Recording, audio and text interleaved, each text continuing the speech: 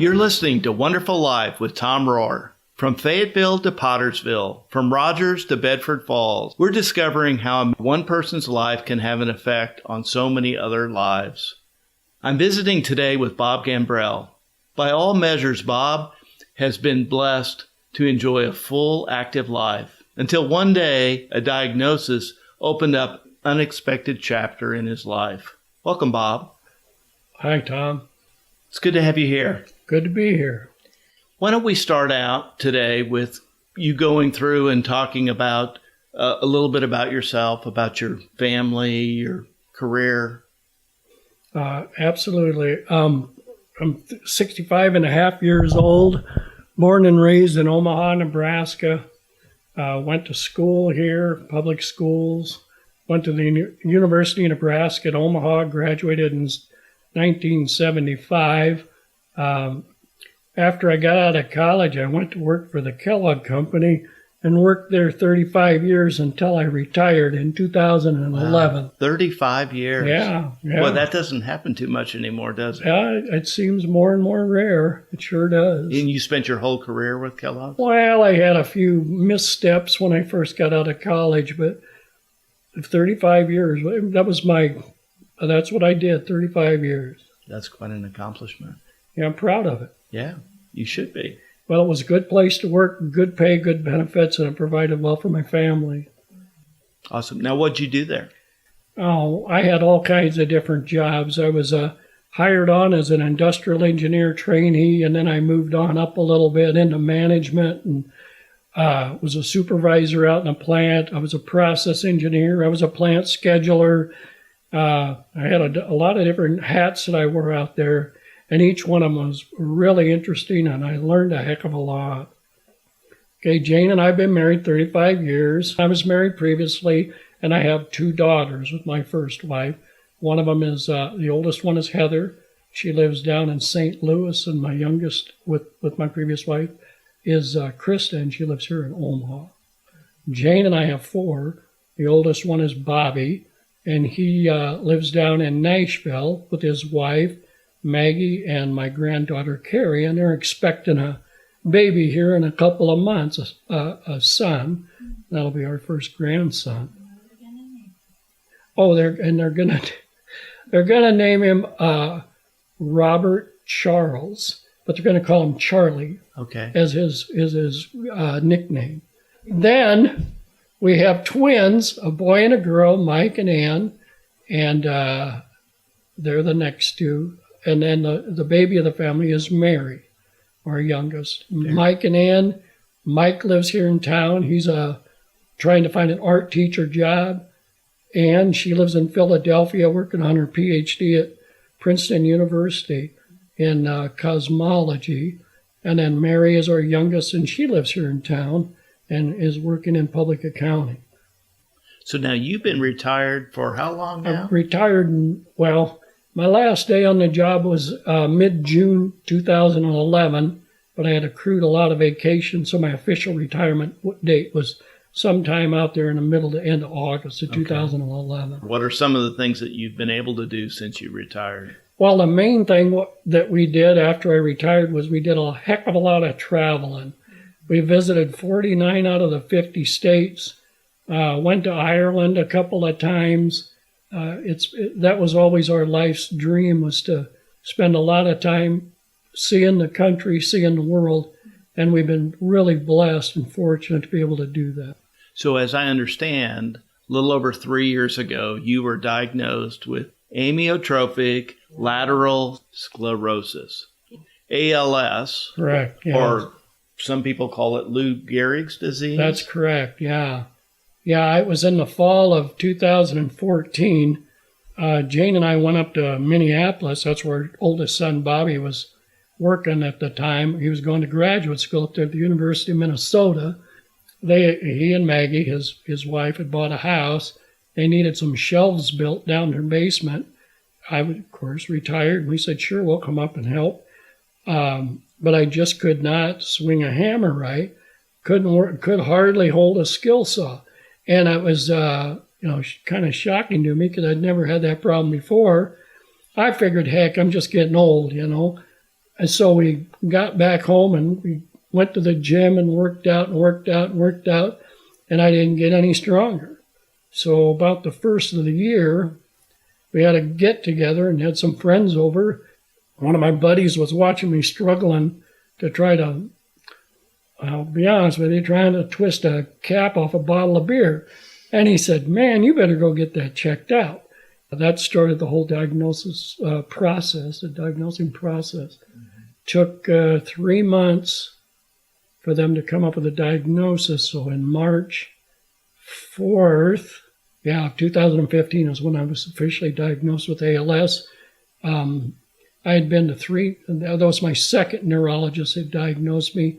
We immediately went up to the Mayo Clinic for a second opinion. And by that time, it was a third opinion.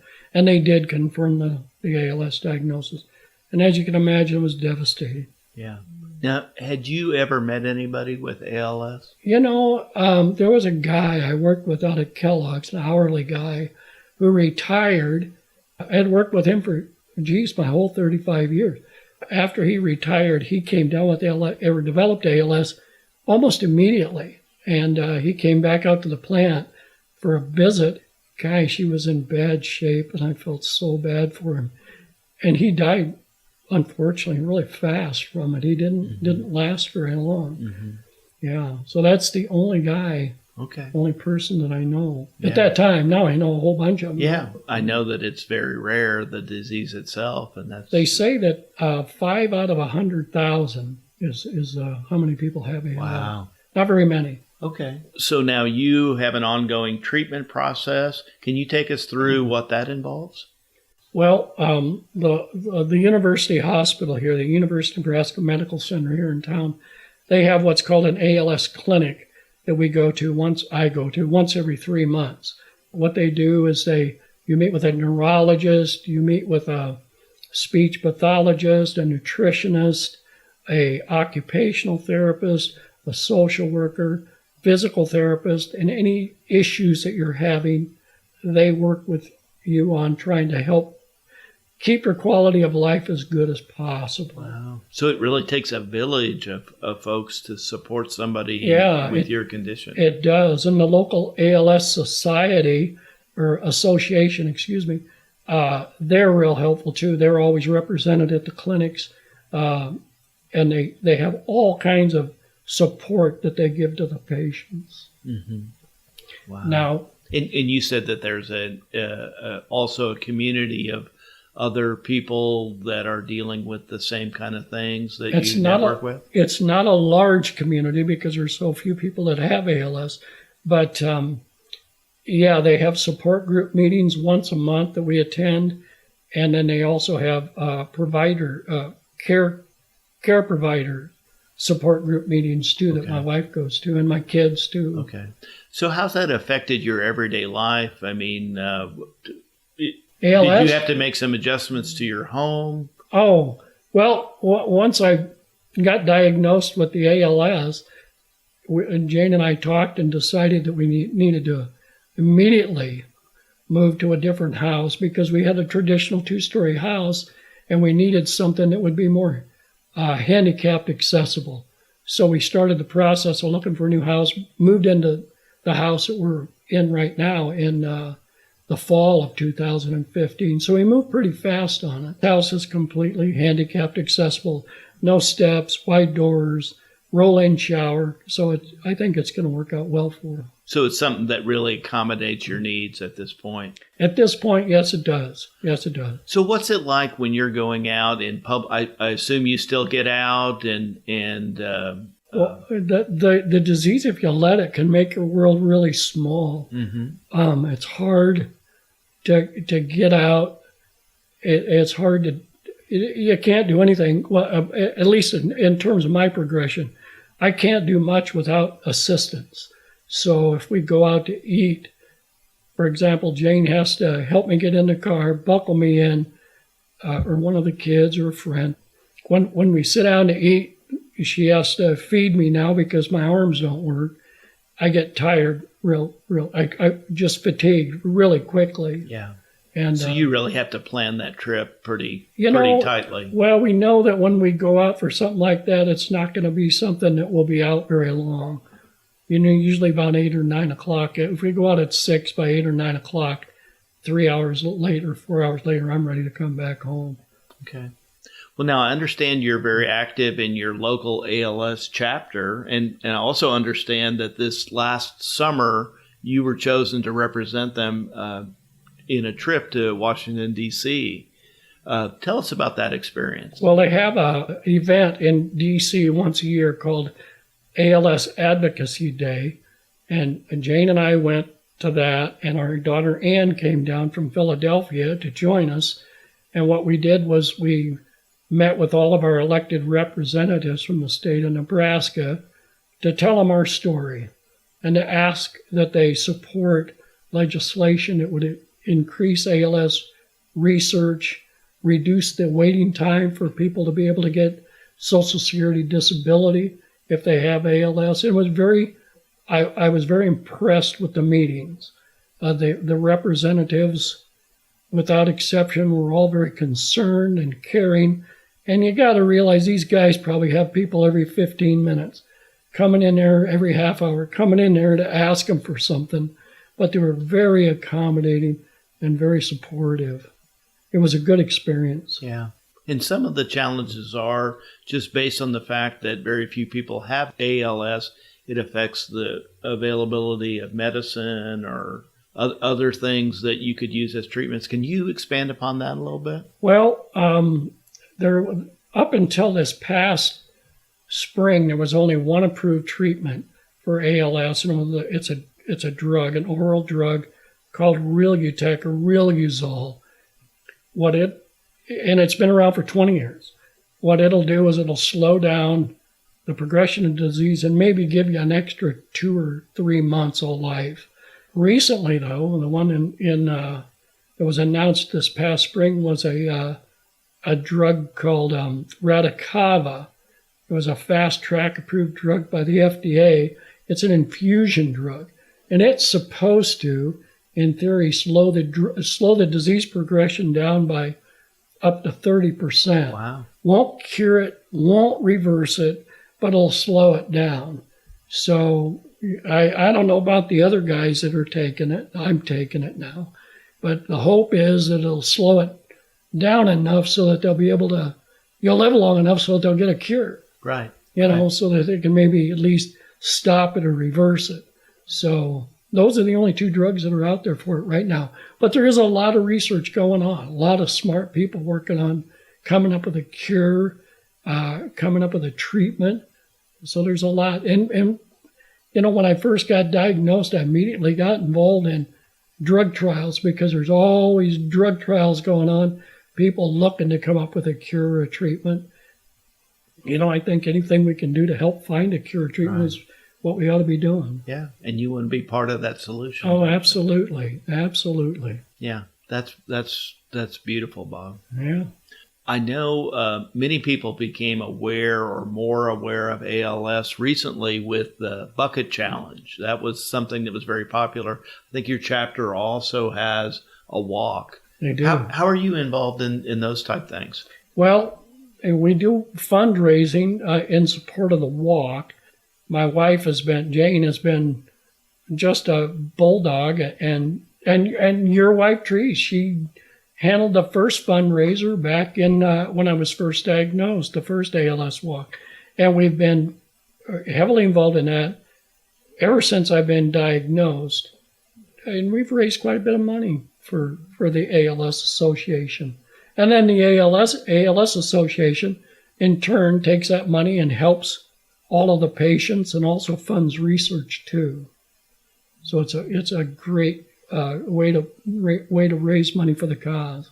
Yeah, that's good. Well, there's a lot of people I know that care about you, Bob. Oh, thank you. It's a great way to get out and celebrate your life. People too. About 6,000 people every year are diagnosed with ALS. What advice would you have, or what would you share with those folks and their family?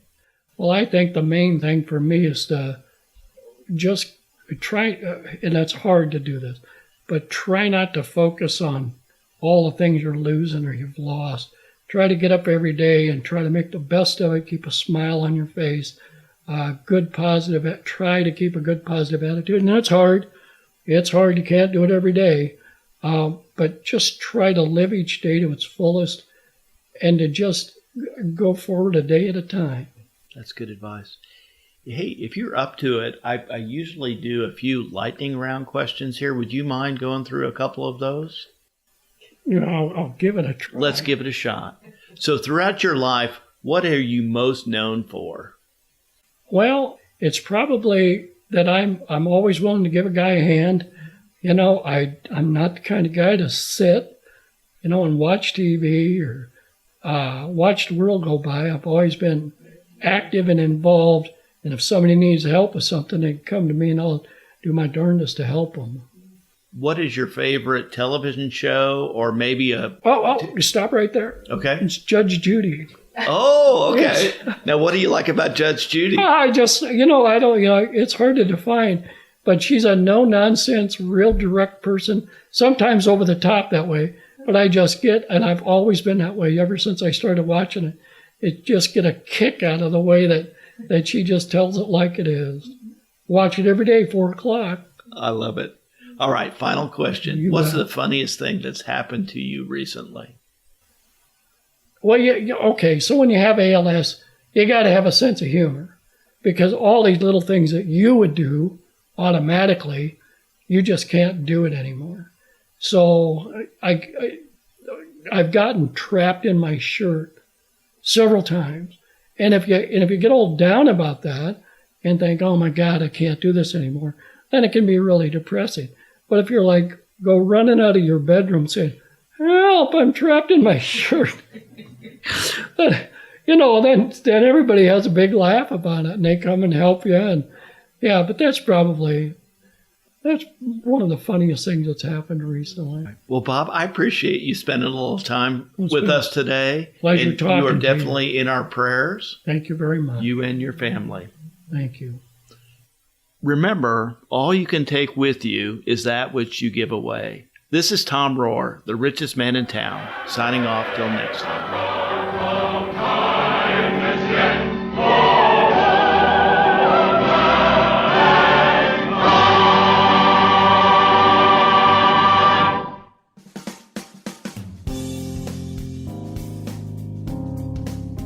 This is the Padua Podcast Network. PaduaMedia.com.